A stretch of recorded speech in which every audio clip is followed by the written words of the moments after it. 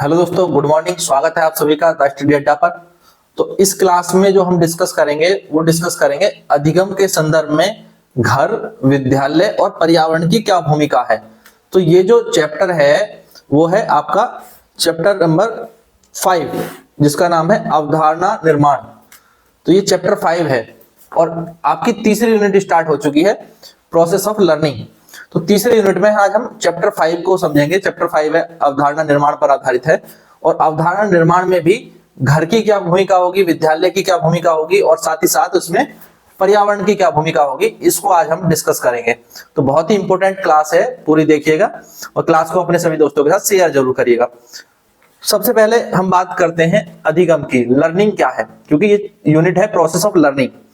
तो लर्निंग एक प्रोसेस है, ये तो हमें पता है, पर कौन कैसा प्रोसेस है, कैसे वो प्रोसेस कंप्लीट होता है, ये भी समझना है। तो लर्निंग जो है, जिसे हम अधिगम कहते हैं, लर्निंग, ये एक निरंतर चलने वाली प्रक्रिया है। कैसी कैसी प्रक्रिया है? निरंतर चलने वाली प्रक्रिया, कंटिन्यूअस है, जिसके माध्यम से बालक जो है वो अपने ज्ञान का, कौशल का, दृष्टिकोण का विकास करते हैं। तो उसे हम कहते हैं लर्निंग। अब लर्निंग में सबसे इंपॉर्टेंट चीज क्या होती है कि जब हम कुछ सीख रहे हैं, लर्न कर रहे हैं, तो वो हमें याद रहे। और याद रहे यानी जो हमने चीज लर्न की, उस लर्निंग में हमने कोई ना कोई बात सीखी होगी, जिसे हम कहते हैं कॉन्सेप्ट। कोई कॉन्सेप्ट हमने सीखा, यानी अवधारणा। कोई अवधारणा, अवधारणा कोई कॉन्सेप्ट कहते हैं। तो वो जो अवधारणा है वो हमें याद रहेगी कब? जब हम उस कॉन्सेप्ट को सही ढंग से सीखेंगे। सही ढंग से सीखने की प्रक्रिया को कहते हैं अवधारणा का निर्माण।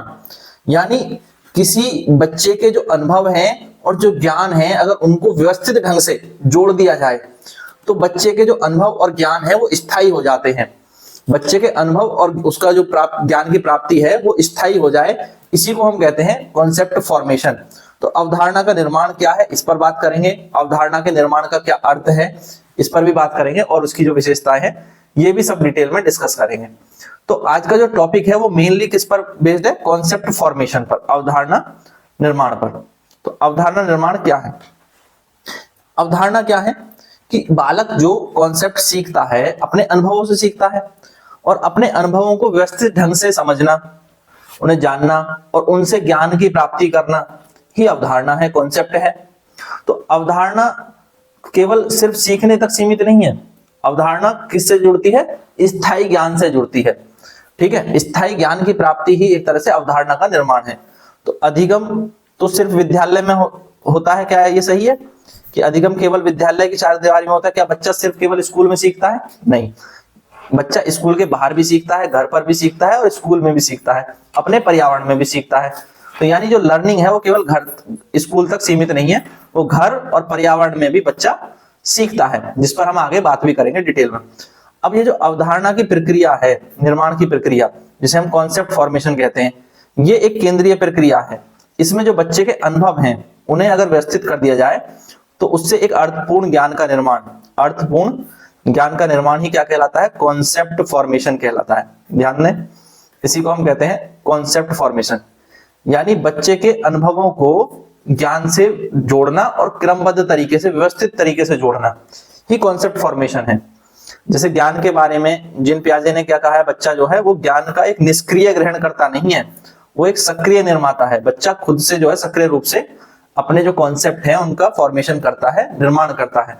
तो बच्चा सक्रिय ग्रहण करता है, ना कि एक निष्क्रिय ग्रहण करता। और वो खुद ग्रहणकर्ता के साथ साथ निर्माण करता भी है। बच्चे अपने ज्ञान का निर्माण भी करते हैं अपने अनुभवों से और जो वो सीख रहे हैं, जो उन्हें बताया जा रहा है उससे। तो अवधारणा निर्माण की अगर एक और परिभाषा देखें तो अवधारणा निर्माण वह प्रक्रिया है, यानी ये एक प्रोसेस है जिसके द्वारा बालक विभिन्न अनुभवों, उदाहरणों और निरीक्षणों के आधार पर किसी वस्तु, घटना या विचार की सामान्य विशेषता को समझकर एक सामान्य धारणा विकसित करता है। अब समझना कि मैं बच्चे को बता रहा हूं गाय के बारे में, कुत्ता के बारे में, बिल्ली के बारे में। अब जब इन चीजों के बारे में बताया जा रहा है तो बच्चा क्या ऑब्जर्व करेगा कि गाय के 4 पैर हैं, कुत्ते के 4 पैर हैं, बिल्ली के 4 पैर हैं। इन सब की कुछ कुछ क्वालिटीज को जो है वो ऑब्जर्व करेगा और इनको ऑब्जर्व करके कॉन्सेप्ट बनाएगा कि ये सब क्या है? पशु हैं, ये सब एनिमल हैं। तो बच्चा अपने अनुभवों को इकट्ठा करते हुए उनका एक जनरलाइजेशन करता है, सामान्यीकरण करता है, और उस सामान्यीकरण के साथ में वो उस कॉन्सेप्ट को अपने मस्तिष्क में बैठा लेता है, उसी को हम कहते हैं कॉन्सेप्ट फॉर्मेशन। तो जब हम बहुत सारी चीजें सीखते हैं, हमारे विशिष्ट अनुभव होते हैं, उन अनुभवों को, उन उदाहरणों को, उन घटनाओं को विचार करते हुए सामान्य रूप से ग्रहण करना, सामान्य धारणा विकसित करना ही क्या है, अवधारणा का निर्माण है, और इसी को हम अवधारणा निर्माण कहते हैं। अब इंपॉर्टेंट बात क्या है, जो कॉन्सेप्ट फॉर्मेशन है वो किस पर आधारित होता है, अनुभव पर आधारित होता है। इसमें खास तौर पे बच्चे जो है अपने अनुभवों का और घटनाओं का और उन वस्तुओं का वर्गीकरण करते हैं या तुलना करते हैं, और उस वर्गीकरण और तुलना के आधार पर ही अवधारणा का निर्माण करते हैं। यानी ये एक अर्थ निर्माण की प्रक्रिया है। जैसे पियाजे ने भी कहा था, बच्चे सक्रिय रूप से ज्ञान का अर्थ निर्माण करते हैं, अर्थ निर्माण करते हैं। ब्रूनर ने भी कहा है सीखने के बारे में, क्या कहा है, सीखना खोज और अवधारणा निर्माण की प्रक्रिया है। याद रखना, इन सब कोटेशंस को आप अपने एग्जाम में लिखने में यूज कर सकते हैं, बहुत काम आती है।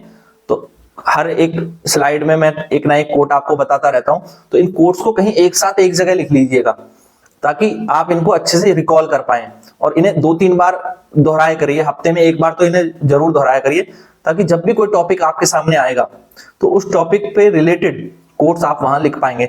और कोई भी कोट अगर आप सही लिखते हैं तो उससे आपके मार्क्स एग्जाम में बढ़ जाते हैं, क्योंकि रिटन एग्जाम आपका होगा, और रिटन एग्जाम में कोट्स लिखने से आपके नंबर जरूर बढ़ते हैं, और उन्हें आप क्लियरली अंडरलाइन करते हुए लिखा करें। तो सीखना खोज और अवधारणा निर्माण की प्रक्रिया है, ये याद रखेंगे। तो अवधारणा निर्माण से ही जुड़ा हुआ एक कोट आपको मिल गया। अब आते हैं अवधारणा निर्माण की विशेषताएं। क्या विशेषताएं हैं अवधारणा निर्माण की? अभी मैंने बताया अनुभव पर आधारित होती है। अवधारणा का निर्माण किस पर आधारित होता है? अनुभव पर, यानी बालक अपने प्रत्यक्ष अनुभवों से कॉन्सेप्ट को डेवलप करता है। ये बात हम पहले ही कर चुके हैं। और अवधारणा निर्माण एक क्रमिक प्रक्रिया है, व्यवस्थित ढंग से होती है। कैसे होती है? व्यवस्थित ढंग से। जब बच्चे के अनुभवों को, घटनाओं को, विचारों को व्यवस्थित ढंग से उसे बताया जाता है, समझाया जाता है, या बालक स्वयं से समझता है, तो उससे वो एक ज्ञान का निर्माण करता है, कॉन्सेप्ट का फॉर्मेशन करता है। तो यानी अवधारणा निर्माण जो है वो एक क्रमिक प्रक्रिया है, और ये व्यवस्थित ढंग से होती है। और किसी भी कॉन्सेप्ट का निर्माण जो है बच्चे के मन मस्तिष्क में धीरे धीरे विकसित होता है, उसे बार बार चीजों को समझाना पड़ता है। तो अब इसमें जो है बालक की और शिक्षक की दोनों की क्या होनी चाहिए? सक्रिय भागीदारी होनी चाहिए। बालक अगर सक्रिय होगा और स्वयं से जो बताया जा रहा है उसमें स्वयं से थोड़ी खोजबीन करेगा और दिमाग लगाएगा, तो वो स्वयं से खोज करके अवधारणा का निर्माण कर सकता है। तो इसमें बच्चे की इन्वॉल्वमेंट बहुत जरूरी है। जब तक बच्चा सक्रिय होकर के बताई गई बातों को या अपने अनुभवों को सक्रिय होकर के उनको सोचेगा नहीं, उन पर विचार नहीं करेगा, चिंतन नहीं करेगा, तब तक वो अवधारणा का निर्माण नहीं कर सकता है। तो अवधारणा निर्माण के लिए क्या जरूरी है? बालक की सक्रिय भागीदारी और उसका चिंतन बहुत आवश्यक है। दूसरी चीज, अवधारणा निर्माण के लिए सामाजिक अंतःक्रिया, ये जो है इसको प्रभावित करने में अपना रोल निभाती है। सामाजिक अंतःक्रिया कैसे रोल निभाती है? कि बच्चा जो है समाज से सीखता है। वाइगोत्स्की ने क्या कहा था? वाइगोत्स्की ने कहा था जैसा समाज वैसा बालक, और बच्चे सामाजिक अंतःक्रिया से सीखते हैं। और संवाद जब करते हैं बच्चे अपने शिक्षक के साथ, अपने साथियों के साथ या घर परिवार में, उस संवाद से, बातचीत से क्या होता है कि बच्चे ने जो सीखा है उसका जो कॉन्सेप्ट है वो और मजबूत होता चला जाता है। यानी संवाद से कॉन्सेप्ट जो है वो मजबूत होते हैं। साथ ही बच्चे की गलतियां भी सीखने का एक माध्यम होती हैं। बच्चे गलती कर करके अपने जो कॉन्सेप्ट है उनको ठीक करते हैं। जो अवधारणाएं या धारणाएं जो उनके मन में बन जाती हैं, और फिर उन धारणाओं के आधार पर अगर वो कोई गलती करते हैं तो फिर दोबारा से उसमें संशोधन करते हैं, सुधार करते हैं, और फिर अब दोबारा से अपनी एक नई धारणा और नई अवधारणा का निर्माण करते हैं। यानी गलतियां गलत अवधारणा से उन्हें सही अवधारणा की ओर ले जाती हैं। गलत कॉन्सेप्ट से सही कॉन्सेप्ट तक जाने का रास्ता होती हैं गलतियां, त्रुटियां। तो त्रुटि भी एक जो गलती है वो सीखने में सहायक है, यानी बच्चे गलती कर करके सीखते हैं। तो अब इस तरह से आप इन सब चीजों को लिख सकते हैं। जैसे बच्चे जब छोटे होते हैं तो वो साल दर साल, हर साल गर्मी, सर्दी, बरसात का मौसम अपने आसपास देखते हैं, और धीरे धीरे धीरे उनके मस्तिष्क में ये निर्माण होता है कि ये क्या है? मौसम है जो समय समय पर बदलता रहता है। मौसम और जलवायु पर की अवधारणा में बहुत फर्क होता है। जलवायु किसे कहते हैं? जो किसी क्षेत्र का स्थानीय एक मौसम जो वर्षों तक एक जैसा रहता है। जैसे हमारे यहाँ की जलवायु कैसी है? गर्म जलवायु है, उष्ण कटिबंधीय जलवायु है। तो उष्ण कटिबंधीय जलवायु से मतलब है कि लंबे समय से 20-25 वर्षों से यहाँ पर जो नॉर्मल दिनों का जो तापमान है वो औसत रूप से अधिक रहता है। ज्यादातर दिनों में वो तापमान है वो अधिक रहता है, तो इसलिए यहाँ की जलवायु कैसी है? उष्ण कटिबंधीय जलवायु है। और कहीं पर जहाँ बर्फ पड़ती होगी, साल भर में ज्यादातर महीने वो बर्फ से ढके रहते होंगे, उसे क्या कहेंगे? शीतोष्ण जलवायु है। तो जो मौसम जहां वर्ष भर रहता है या जो मौसम वहां वर्ष के ज्यादातर दिन और सालों से जिस तरह का मौसम बना रहता है उसको वहां की जलवायु कहा जाता है। और जो दिन प्रतिदिन, महीने 2 महीने 15 दिन पे बदलता रहता है या महीने 15 दिन पे बदल जाने वाले को मौसम कहते हैं। तो धीरे धीरे इन अवधारणाओं का निर्माण अनुभव से बच्चे के मन पर होता है। अब घर का क्या रोल है अवधारणा के निर्माण में या अधिगम में, ये हमें समझना है, और विद्यालय का क्या रोल है और पर्यावरण का क्या रोल है। तो इन 3 चीजों पर हमें मुख्य रूप से बात करनी है। तो घर जो है बालक का पहला विद्यालय होता है, ये हम सभी जानते हैं। बच्चा सबसे पहले अपने घर से ही सीखना शुरू करता है। यहाँ से बच्चा भाषा सीखता है, मूल्यों को सीखता है, व्यवहार करना सीखता है, सामाजिक कौशल जो है वो सीखता है। ये सब घर से विकसित होते हैं। तो घर की भूमिका क्या होगी कि जो दैनिक गतिविधि है, क्रियाकलाप है, वो घर से बालक सीखता है। अब दैनिक गतिविधियों में, क्रियाकलाप में जैसे साफ सफाई, खरीदारी, खाना बनाना और घर के कामकाज, ये सब बच्चा घर से सीखता है। तो उसकी भाषा पर भी घर का प्रभाव पड़ता है, भाषा का स्वाभाविक प्रयोग करना और उसकी भाषा पर घर से उसका प्रभाव पड़ता है। साथ ही नैतिक शिक्षाएं, पारिवारिक जो पारंपरिक मूल्य और परंपराएं हैं, ये भी बच्चा अपने घर से सीखता है। और सामाजिक व्यवहार करना भी बच्चा अपने घर से सीखता है। उदाहरण के तौर पर माँ से रसोई में रखी हुई वस्तुओं के नाम और वो किस काम में आती हैं, ये सब सीखता है। माता पिता और परिवार के सदस्यों से बातचीत करते समय बातचीत कैसे की जाती है या सामाजिक कौशल क्या होते हैं, ये सब सीखता है। तो इन सब का क्या महत्व है, घर में जो बच्चा सीखता है उस चीज का क्या महत्व है। बच्चा ये सीखता है सही क्या है, गलत क्या है, अच्छा क्या है, बुरा क्या है, ऐसे नैतिक विचारों को बच्चा घर से ही सीख लेता है। साथ ही साथ जब बच्चा अपने घर में होता है तो उसे ये एहसास हो जाता है कि वो किस परिवेश में है, सुरक्षा या असुरक्षा, विश्वास या अविश्वास का परिवेश, वो उसके एहसास में बैठ जाता है। तो यहीं से विकसित होता है बच्चे का आत्मविश्वास, या अगर परिवेश सही नहीं है तो आत्मविश्वास विकसित नहीं हो पाता है। साथ ही बचपन की कुछ अवधारणाएं जो बच्चे अपने घर से ही सीख लेते हैं, जैसे चीजें गिनना, छोटा बड़ा, ऊंचा नीचा, लंबा चौड़ा, मोटा पतला, ऐसी अवधारणाएं बच्चे बचपन में ही घर में सीख लेते हैं, प्राइमरी स्तर पर ही सीख लेते हैं। तो मारिया मोंटेसरी जो एक मनोवैज्ञानिक हुई, प्रारंभिक शिक्षा पर इनके काफी सारे कथन हैं और ये कथन भी काफी इंपॉर्टेंट है कि प्रारंभिक अनुभव जीवन को दिशा देते हैं या जीवन की दिशा को निर्धारित करते हैं। तो ये भी आप कोट कर सकते हैं यहाँ पर, क्योंकि घर के बारे में जो है बात हो रही है कि घर पे बच्चा के सीखने के बारे में बात हो रही है। और प्रारंभिक अनुभव बच्चे को कहाँ पर होते हैं, अपने घर पर होते हैं। और जो प्रारंभिक अनुभव बच्चे को बचपन में होते हैं वो बच्चे के जीवन को दिशा देते हैं, उसकी दिशा को निर्धारित करते हैं, ऐसा मारिया मोंटेसरी ने भी कहा है। ठीक है, अगली बात हम करेंगे विद्यालय के बारे में। तो विद्यालय का क्या रोल है अवधारणा के निर्माण में या अधिगम में। तो विद्यालय एक ऐसा स्थान है जहां पर बच्चा फॉर्मल एजुकेशन लेता है ना, औपचारिक शिक्षा का केंद्र है। फॉर्मल एजुकेशन कहाँ पे होती है, स्कूल में होती है। यहाँ पर अधिगम जो होता है वो संचरित होता है, यानी स्ट्रक्चर्ड। कैसा, स्ट्रक्चर्ड अधिगम होता है प्लान के द्वारा, क्योंकि इसका एक करिकुलम होता है। यहाँ पर क्या होगा, एक सिलेबस होगा, उस करिकुलम के अकॉर्डिंग आपकी पढ़ाई होगी। ठीक है, एक लेसन प्लान बना करके टीचर आपको पढ़ाएगा। तो आपके पास बुक्स होंगी, उन बुक्स के अकॉर्डिंग आपको पढ़ना होगा। तो इसको हम कहते हैं स्ट्रक्चर्ड एजुकेशन, आपको स्कूल से मिलती है। व्यवस्थित तरीके से जो ज्ञान का वो है वो कहाँ से होता है, स्कूल से। तो विद्यालय में योजनाबद्ध शिक्षण के माध्यम से अवधारणाओं का निर्माण किया जाता है। क्या सिखाना है, उसको कैसे सिखाना है, ये सब कैसे किया जाता है, एक प्लानिंग के तहत, योजनाबद्ध तरीके से, जिसे हम कहते हैं प्लान्ड टीचिंग। ठीक है, प्लान्ड टीचिंग के द्वारा बच्चों को चीजें सिखाई जाती हैं। इसमें पाठ्य पुस्तक है, पाठ्यक्रम है, शिक्षक विद्यार्थी के बीच का संवाद है, उनकी अंतःक्रिया जिसे हम कहते हैं शिक्षक और विद्यार्थी का संवाद, अधिगम की गतिविधियां हैं, खेल गतिविधियां हैं, क्रियाकलाप हैं, ये सब क्या होते हैं, इसमें सहायक होते हैं। ठीक है, समूह कार्य और चर्चा। तो साधन क्या हो जाएंगे, जो भी सब संसाधन विद्यालय में उपलब्ध है वो सब साधन में आ जाएंगे। अब विद्यालय में जो अवधारणा का निर्माण है, जो ज्ञान का निर्माण है, उसकी क्या भूमिका है। विद्यालय बालक में वैज्ञानिक दृष्टिकोण का विकास करने के लिए बहुत महत्वपूर्ण है। बच्चे का जो नजरिया है वो एक तथ्यपरक नजरिया हो, वो फैक्ट्स पर विश्वास करे। ठीक है, तो इसको हम कहते हैं वैज्ञानिक दृष्टिकोण, सही गलत में विभेद कर सके और चीजों को तथ्य के आधार पर परख सके। वैज्ञानिक दृष्टिकोण का विकास करना विद्यालय के एक महत्वपूर्ण भूमिका में होता है। विज्ञान, गणित और सामाजिक विषयों की अवधारणाओं का निर्माण करना, इनका विकास करना, ये भी विद्यालय की भूमिका इसमें होती है। बच्चे में तार्किक सोच का निर्माण, समस्या समाधान के कौशल का विकास करना, ये भी विद्यालय के अधिगम का हिस्सा है। सामाजिक मूल्यों और अनुशासन का विकास करना, अनुशासन की समझ को बच्चे में विकसित करना, ये भी विद्यालय की भूमिका है। मूल्य आधारित शिक्षा देना और नागरिक चेतना का विकास करना।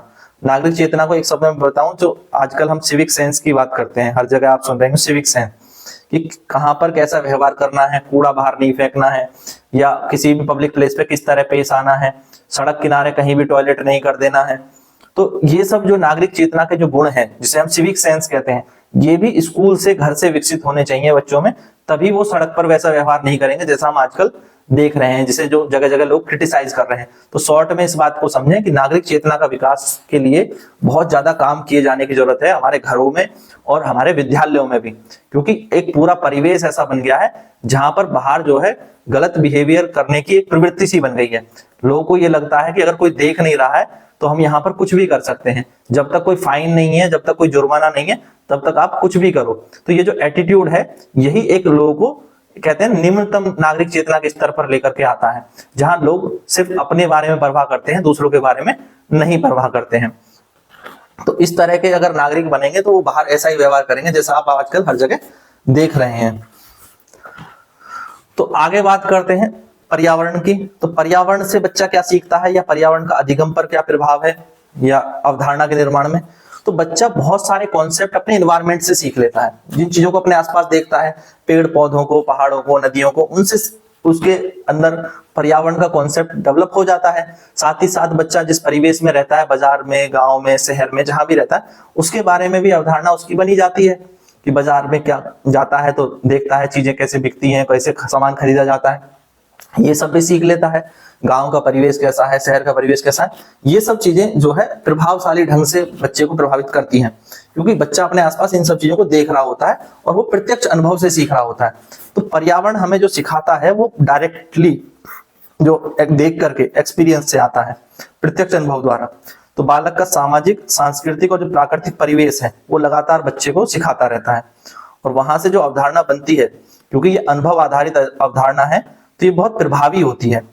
इसमें प्रकृति हो गई, जिसमें पेड़, पशु, मनुष्य, मौसम, मनुष्य, इन सब के बारे में देख करके बालक सीखता है। सामाजिक परिवेश जैसे बाजार, गांव, शहर, परिवार, पड़ोस, इन सब के बारे में बच्चा देख करके सीख लेता है। त्योहार, उत्सव, मेले, इनमें सब बच्चा जा जा करके इनमें देख करके सीख लेता है। आजकल जो है बच्चा टीवी, रेडियो, मोबाइल ये भी देखता है। तो मीडिया और तकनीक के युग में बच्चा जो है परिवेश में अब ये सब चीज भी आ गई हैं कि जो टीवी, रेडियो, मोबाइल है, इसमें जो कंटेंट बच्चा देख रहा है, ये भी क्या है, ये एक बच्चे का परिवेश ही है जो उसे लगातार प्रभावित कर रहा है। तो अगर इससे वो अच्छी बातें सीखेगा तो उसका विकास अच्छा होगा, अगर इन सब से वो गलत बातें सीखेगा तो उसका विकास गलत होगा, क्योंकि अब ये सब भी बालक के परिवेश का हिस्सा हो गई हैं। तो पर्यावरण की भूमिका है कि वो हमें प्रत्यक्ष अनुभव के द्वारा सीख देता है। प्रत्यक्ष अनुभव से हम पर्यावरण से सीखते हैं। हम पर्यावरण में चीजों का अवलोकन करके और अन्वेषण करके सीखते हैं। अवलोकन और अन्वेषण से मतलब है ऑब्जर्वेशन के द्वारा और खोजबीन के द्वारा, ठीक है। तो हम ऑब्जर्वेशन करके सीखते हैं और खोजबीन के द्वारा सीखते हैं। पर्यावरण में हमारी सांस्कृतिक और सामाजिक समझ विकसित होती है, क्योंकि हम अपने आसपास त्योहारों को देखते हैं, मेलों को देखते हैं, उत्सवों को देखते हैं, हम अपने आस पड़ोस में लोगों के व्यवहार को देखते हैं। तो हमारी सामाजिक और सांस्कृतिक समझ अपने आसपास के वातावरण को देख करके विकसित हो जाती है। साथ ही पर्यावरण की भूमिका है कि वो हमारे ज्ञान को वास्तविक जीवन से जोड़ता है, हमारे ज्ञान को वास्तविक जीवन से जोड़ता है, जिसे हम व्यवहारिक ज्ञान भी कहते हैं ना, प्रैक्टिकल नॉलेज। तो कुछ लोगों को तो प्रैक्टिकल नॉलेज बहुत ज्यादा होती है और कुछ लोगों को सिर्फ होता है किताबी ज्ञान। दो तरह के लोग आपने अक्सर देखे होंगे, कुछ लोग तो चीजों को अनुभव से ज्यादा सीखते हैं और कुछ किताबों से पढ़ के सीखते हैं। पर जो पर्यावरण से या जो अपने आसपास से देख करके जो चीजें सीखी गई हैं, वो ज्ञान अधिक स्थायी माना गया है, अधिक स्थायी होता है, क्योंकि लोगों ने एक्सपीरियंस करके सीखा होता है। तो जब आप किसी चीज को अनुभव करके सीखते हैं तो वो ज्ञान आपके लिए अधिक स्थायी हो जाता है और आपके लिए उसको रिकॉल करना और उसे जीवन में प्रयोग करना भी आसान होता है। तो यानी पर्यावरण से जुड़ा हुआ जो अधिगम है वो इसलिए महत्वपूर्ण हो जाता है, क्योंकि वो आपके अनुभव से जुड़ जाता है और वो आपको स्थायी ज्ञान प्रदान करता है। तो तीनों ही चीजों पर बल दिया जाना चाहिए। तो आज की जो हमारी बातचीत थी कि जो अधिगम है और उसमें जो अवधारणा निर्माण है वो घर, विद्यालय और पर्यावरण में किस प्रकार होता है, और घर, विद्यालय और पर्यावरण की क्या भूमिका है, इसके क्या साधन है, इस पर हमने एक छोटी सी चर्चा कर ली है। तो आपको समझ में आ गया होगा कि अवधारणा निर्माण जो कि कॉन्सेप्ट फॉर्मेशन, अधिगम की ही एक केंद्रीय प्रक्रिया है, जो घर, विद्यालय और पर्यावरण तीनों के संयुक्त प्रभाव से बच्चे में अवधारणा का निर्माण होता है, कॉन्सेप्ट का फॉर्मेशन होता है। और जब बालक को अनुभव, संवाद और खोज तीनों के अवसर मिलते हैं, अनुभव कहाँ से मिल सकते हैं? पर्यावरण से मिल जाएंगे, घर परिवार से मिल जाएंगे। संवाद कहाँ करेगा? बच्चे अपने घर परिवार में, स्कूल में साथियों के साथ और शिक्षक के साथ संवाद करेगा। खोज के अवसर मिल जाएंगे, जब अगर विद्यालय जो है उनको क्रियाकलाप के और खोज के अवसर प्रदान करेगा तो बच्चे को खोज के अवसर मिल जाते हैं। और जब वो इन तीनों चीजों में कुशल हो जाता है तो उसका जो ज्ञान है वो स्थायी भी होता है और अर्थपूर्ण भी होता है। और ज्ञान अगर स्थायी और अर्थपूर्ण हो, उसी को हम कहते हैं कि बच्चे की जो अवधारणा है उसका निर्माण हो गया। और अवधारणा कैसी होगी? स्थायी होगी। तो घर पर जो भावनात्मक आधार है उसकी पूर्ति होती है, विद्यालय द्वारा उसको एक स्ट्रक्चर्ड नॉलेज की पूर्ति की जाती है, और पर्यावरण बालक को वास्तविक अनुभव प्रदान करता है। और तीनों मिलकर के बालक की अवधारणा का निर्माण करने में सहायक होते हैं। तो सीखना कैसे है? अनुभव से, संवाद से और चिंतन से, इन तीनों का समन्वय है। सीखना, संवाद, अनुभव और चिंतन का समन्वय है। ये बहुत अच्छा कोट है, आप इसको जहां भी जरूरत पड़े वहां कोटेशन के रूप में लिख सकते हैं। इस तरह का कोई आंसर अगर आपको आ गया पेपर में कि अवधारणा निर्माण पर जो है कुछ शब्द लिखने हो, एक 100 वर्ड का आंसर आपको लिखना हो, चाहे जो है 150 वर्ड का एक आंसर लिखना हो, अवधारणा निर्माण घर पर कैसे होता है, या उसके घर पर अवधारणा निर्माण की क्या भूमिका है, या घर पर अवधारणा निर्माण का क्या महत्व है, तो इस तरह से कोई भी जो है प्रश्न आपको दिया जा सकता है, चाहे विद्यालय का हो चाहे पर्यावरण का हो। तो आई होप अब आप इस तरह के प्रश्नों को जो इस चैप्टर से आपसे पूछे जाएंगे उन्हें कर लेंगे। तो कमेंट में बता दीजिए कि ये सारी चीजें आपको क्लियरली समझ में आ गई है या नहीं आई है। कोई भी डाउट है तो आप कमेंट बॉक्स में पूछ सकते हैं। वीडियो पसंद आया तो एक बार शेयर कर दें अपने सभी दोस्तों के साथ, और शेयर जरूर किया करें ताकि ज्यादा से ज्यादा लोग इन वीडियोस का लाभ ले पाएं। और चैनल पर अगर पहली बार आए हैं तो चैनल को सब्सक्राइब कर लें। Thank you.